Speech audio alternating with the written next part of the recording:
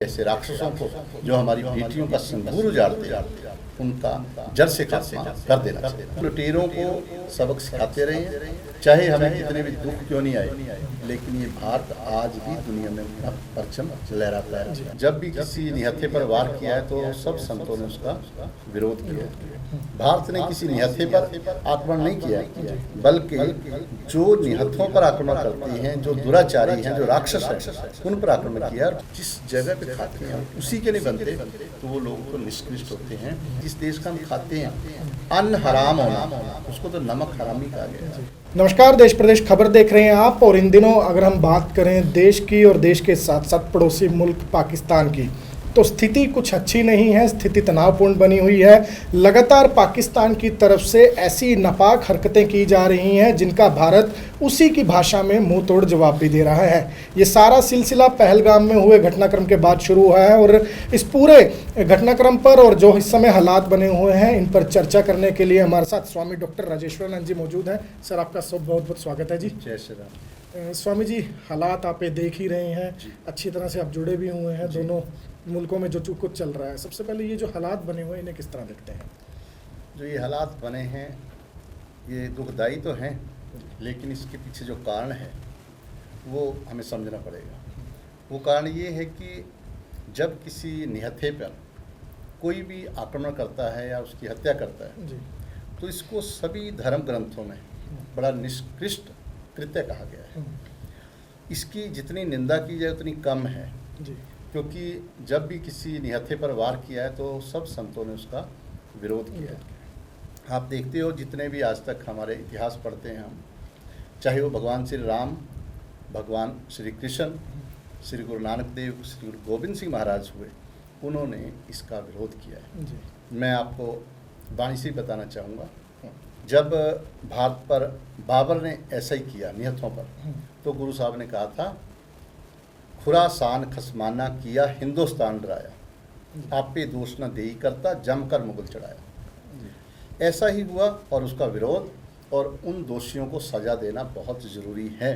भारत ने किसी निहत्थे पर आक्रमण नहीं किया, बल्कि जो निहत्थों पर आक्रमण करते हैं, जो दुराचारी हैं, जो राक्षस हैं, उन पर आक्रमण किया। और पूरा विश्व ये देख रहा है और हम सब का भी फर्ज बनता है कि भारत सरकार ने जो ये महान कार्य किया है दुष्टों को सजा देने का, उसमें हम सभी के लिए गर्व की बात है और हम सबको एक होकर। और यहाँ पे एक और खुशी की बात ये है कि भारतवासी सभी लोग इसको अच्छा कह रहे हैं और सभी लोग एक मत से इकट्ठे होकर इस बात का विरोध कर रहे हैं और खुशी का इजहार कर रहे हैं जो ऑपरेशन सिंदूर जो सरकार ने किया।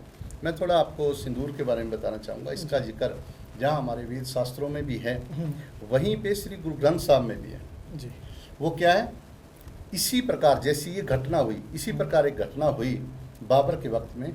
हमारी बहुओं बेटियों को, जिन बेटियों की शादी हुई, सिंदूर लगा रखा था, उनके साथ भी ऐसा ही हुआ था, जिसका विरोध श्री गुरु नानक देव जी ने बाबर वाणी में किया है। आपने कहा, जिन सिर सोहन पाटियाँ, पाटियाँ में जिन्होंने अपनी जो बाल हैं वो गूंथ रखे थे जी।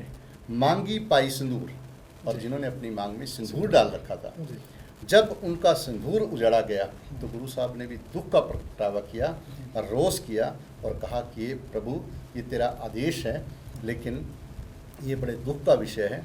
तो हमें भी चाहिए कि ऐसे राक्षसों को जो हमारी बेटियों का सिंदूर उजाड़ते हैं उनका जड़ से खात्मा कर देना चाहिए जी। सर, आपने बात की यहाँ पर कि पूरा देश इस समय इकट्ठा नज़र आ रहा है और आ भी रहा है, चाहे देश में हम हिंदू मुस्लिम की बात करें या फिर राजनीतिक तौर पर अलग अलग पार्टियों की हम बात कर रहे हैं, सब एकजुट नज़र आ रही हैं। भारत ने सिंदूर, ऑपरेशन सिंदूर को अंजाम दिया, पाकिस्तान में जो आतंकी ठिकाने थे उनको ध्वस्त किया। संत समाज की मैं बात करूं तो हमेशा शांति का संदेश देते हैं। आपके अगर मैं वस्त्रों की बात करूं तो वो भी एक शांति का प्रतीक सफ़ेद रंग है। तो संत समाज का क्या मानना है कि ये जो इस समय भारत ने जवाबी कार्रवाई की, क्या इसकी डिमांड थी, ये बहुत ज़्यादा ज़रूरी था? आपने बहुत बड़ा क्वेश्चन किया और ये क्लियर होना बहुत ज़रूरी है। संत समाज जो है वो शांति की बात करता है, प्रेम की बात करता है, प्यार की बात करता है।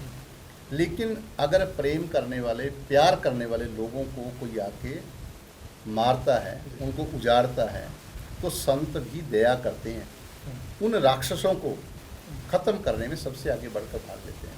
मैं आपको एक शब्द सुना चाहूँगा गुरु गोविंद सिंह महाराज का। जी गुरु गोविंद सिंह जी कहते हैं, यही काज धरा हम जन्मम, समझ लियो सब साधु मनमम, धर्म चलावन संत उबारन, दुष्ट सबन को मूल उबारन। कहते हैं मैं सब दुष्टों को ख़त्म करने के लिए आया, क्योंकि जब दुष्ट खत्म होंगे तभी शांति होगी, तभी प्रेम होगा।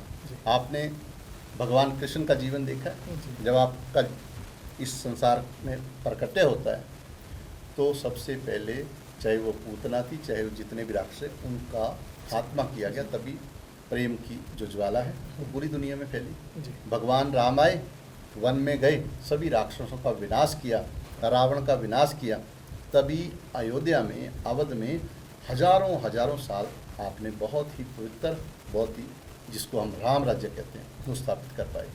तो संतों का जो प्रयोजन है, भगवत गीता कहती है,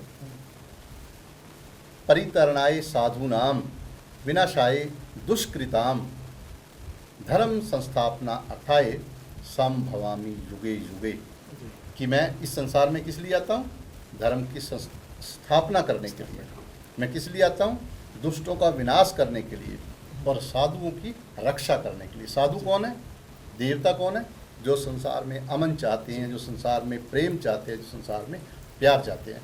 और मैं जबकि किसी प्रकार की राजनीति से प्रेरित कभी नहीं होता हूँ, लेकिन मैं इस बार मोदी साहब के इस महान कार्य के लिए उनको बधाई देता हूँ, और भारत सरकार को जितनी उनकी हम प्रेज कर सकें, उनकी हम स्तुति कर सकें, वो कम है कि उन्होंने हमारे भारत का जो इतिहास है, गौरव इतिहास, उसको सामने रख के आप भी देखोगे कि जो भी आक्रमण हो रहे हैं, भारत ने जो किया सिर्फ उन ठिकानों पे किया जहाँ पे आतंकवादी पनपते हैं, जहाँ से पूरी दुनिया को डर पैदा होता है कि कैसे कैसे लोग जो निहत्थे लोगों पर आक्रमण करते हैं, उनके विनाश के लिए जो भारत सरकार कर रही है, ये ना केवल भारत के लिए बल्कि पूरे विश्व के लिए ये आने वाला जो वक्त है वो सुखदायी होगा, अगर हम सब इसको पूर्ण रूप में लागू करें और आतंकियों का जड़ से खात्मा करें। तो आप मानते हैं कि जो देश है इस समय पूरी तरह सेफ हाथों में है, जो पूरी सरकार चल रही है इस समय? ये दिखाया और ये बहुत सेफ है। आप देखिए कि वहाँ से जो आक्रमण हो रहे हैं, किस प्रकार उनको ख़त्म किया जा रहा है। और जहाँ तक हमारी सेना का सवाल है, हमारी सेना तो विश्व में जानी जाती है, देश प्रेम के लिए जानी जाती है, जज्बे के लिए जानी जाती है। और आज पिछले कुछ वर्षों से अगर हम कहें कि हाई टेक्निक जो हैं, जो विश्व स्तरीय टेक्निक हैं, भारत के पास हैं, और भारत विश्व की सबसे अग्रणी शक्ति बनने जा रहा है। और दिखा दिया कि भारत एक बहुत ही सेफ हाथों में, हमारी जो लीडरशिप है वो भी बहुत ही जिसको हम कहें धर्म के साथ भी जुड़ी है, जिसको हम कहें विज्ञान के साथ भी जुड़ी है, और मानवतावादी सोच को आगे लेके पूरे संसार में शांति लाने के लिए हमारा देश पहल कर रहा है, और ये बहुत ही अच्छी बात है। टेक्निक की आपने बात की, आज की तारीख में अगर हम बात करें तो सोशल मीडिया टेक्निक के मामले में बहुत ज़्यादा इस समय वायरल है। जी, सोशल मीडिया पर कुछ ऐसे भी लोग नज़र आ रहे हैं जो कहीं ना कहीं दोगला चेहरा जिनका निकल कर सामने आ रहा है। काफ़ी इधर की भी बात कर रहे हैं, उधर की भी, रह भारत में रहे हैं लेकिन बात पाकिस्तान। ऐसे लोगों को कुछ नसीहत? देखो, उनके लिए मैं एक बात कहना चाहूँगा, जिसको देश प्रेम नहीं है वो बहुत ही उसको बुरा माना गया है। हमारे धर्म ग्रंथों में लिखा गया है, मैं अगर आपको संस्कृत में बताऊंगा तो समझ नहीं आई लोगों को। ये गुरु ग्रंथ साहब का भी उपदेश है, ये भाई गुरदास ने भी लिखा और हमारे वेदों में भी। धरती माता को किसी ने पूछा कि आपके ऊपर इतने बड़े बड़े पहाड़ हैं, इतने बड़े बड़े वृक्ष हैं, इतने बड़े बड़े बिल्डिंग्स बनती हैं आपके ऊपर, इतने बड़े बड़े कारखाने लगे हुए हैं, तो आपको भार नहीं लगता? धरती माता कहते नहीं लगता। तो वो कहते कि जो इतने बहुत बड़े बड़े जो जिनको आप कहें वृक्ष आप पे उग जाते हैं, बड़े भारी होते हैं, तो आपको उनसे प्रॉब्लम नहीं आती है? वो कहते नहीं आती है। तो कहते किससे आती है? वो कहते हैं मुझे जो अपने जहाँ खाते हैं, जहाँ रहते हैं, जो उसके नहीं बनते, मुझे ऐसे लोग भारी लगते हैं। धरती माता कहती है। तो जो लोग अपने जिस जगह पे खाते हैं उसी के नहीं बनते, तो वो लोग तो निष्कृष्ट होते हैं, वो अकृत घन होते हैं। तो इसलिए अपनी माता भूमि को, मातृभूमि को पूजना बहुत ज़रूरी है। भगवान राम मुझे याद आ रहे हैं, भगवान राम ने भी बात कही है। भगवान राम जब लंका को जीत लेते हैं तो लक्ष्मण थोड़ा विचलित होते हैं लंका को देख के कि बहुत सुंदर लंका है और बड़ी सोने की बनी हुई है, जी। तो इस पे भी हम राज करें। लेकिन भगवान राम क्या कहते हैं, अपि स्वर्गमयी लंका, अपि स्वर्णमयी लंका मैं न लक्ष्मण रोचते। कहते हैं लक्ष्मण मुझे सोने से भी सुंदर जो लंका है ये रुचिकर नहीं है। क्यों? जननी जन्म भूमिश्चय स्वर्गादपि गरेसी। कहते हैं जननी और मातृभूमि से बढ़कर दुनिया में स्वर्ग भी मिले तो वो अच्छा नहीं है, सबसे अच्छी है मातृभूमि जहाँ पे हम रहते हैं। तो हमें मातृभूमि से प्रेम होना चाहिए, जिसको स्वदेश से प्रेम नहीं है। हमारे एक कवि ने लिखा है, कहते भरा नहीं जो भावों से, बहती जिसमें मझधार नहीं, इंसान नहीं पत्थर है वो जिसमें स्वदेश का प्यार नहीं। तो ऋषि मुनि महापुरुष भी तो ये समझाते हैं, जिस देश का हम खाते हैं अन्न हराम होना, उसको तो नमक हरामी कहा गया है, तो वो बहुत बुरा है। तो जो ऐसे लोग हैं उनके लिए मैं कुछ नहीं कहना चाहूँगा, उसको उनको भगवान ही देखता है। तो हम सब एक हैं। मुझे ये लगता है कि भारत के लाखों करोड़ों में से कोई ऐसे इंसान होंगे, लेकिन सब देश प्रेम से भरे। और भारत का इतिहास रहा है देश प्रेम का। भारत क्योंकि सोने का भारत रहा है, ये रत्नों जैसा भारत रहा है। गुरु साहब ने कहा है, रतन विगाड़ विगोए कुत्ती, गुरु ग्रंथ साहब में भी, कि हमारा देश रत्नों जैसा है। अब जहाँ रत्न होते हैं वहाँ लुटेरे तो आएंगे, तो वो लुटेरों को सबक सिखाते रहे हैं, चाहे हमें कितने भी दुख क्यों नहीं आए। लेकिन ये भारत आज भी दुनिया में अपना परचम लहराता है। और अब ये पूरे विश्व को दिखाने का टाइम आया, जो कि मोदी सरकार ने दिखाया है। इस घड़ी में सभी लोग तत्पर हैं कि अगर देश को हमारी कहीं भी जरूरत पड़े तो हम तैयार खड़े हैं। आप हरियाणा, पंजाब, और अगर मैं पूरे भारत की बात करूं तो पूरे भारत के संतों के आप टच में हैं, रोज़ मिलना मिलाना होता है। संत समाज किस तरह से देश सेवा के लिए तैयार है इस घड़ी में? संत समाज पूरी तरह से, एक तो देखो दो चीज़ें होती हैं, अगर आप गहराई से इसमें जाओ, देश की दो शक्तियाँ होती है, एक सौंदर्य बोध और एक होता है शक्ति बोध। शक्ति बोध का मतलब ये होता है कि जो व्यक्ति ये कहे कि ये नहीं नहीं हमारे देश में ये कमी है, वहाँ पे ये कमी है, वहाँ वो देश की शक्ति को हानि पहुँचाता है। तो मेरा ये मानना है आज पूरा संत समाज अपने देश की शक्ति बोध को बढ़ा रहा है। वो प्रेरित कर रहा है कि हमें घबराने की ज़रूरत नहीं है, हमें डरने की ज़रूरत नहीं है, हमारा देश सक्षम है। और वो जो शक्ति बोध है वो प्रेरित करता है। जैसे मैं आपको उदाहरण दूंगा, जब खेल होता है, दो टीमें लड़ती हैं, तो एक टीम के साथ जिसके साथ व्यक्ति ज़्यादा होते हैं वो पीछे तालियां बजाते हैं, तो टीम जीत जाती है। तो हमारे संत वही काम कर रहे हैं, अपने सेना को, अपने देश को, अपने जितने भी उनसे जुड़े हुए लोग हैं उनको कह रहे हैं कि हमारे देश में बहुत शक्ति है, हम भगवान की दया से बहुत बलवान है, बहुत विस्तृत देश है। आपको पता है आज जनसंख्या में भी नंबर 1 पे हैं, और हम शक्ति के रूप में दुनिया की बड़ी शक्ति में। आज आप देख रहे हो कि अमेरिका जैसा देश वो भारत के साथ खड़ा है। क्यों? क्योंकि भारत की जो कूटनीति है वो बहुत ही समृद्ध है।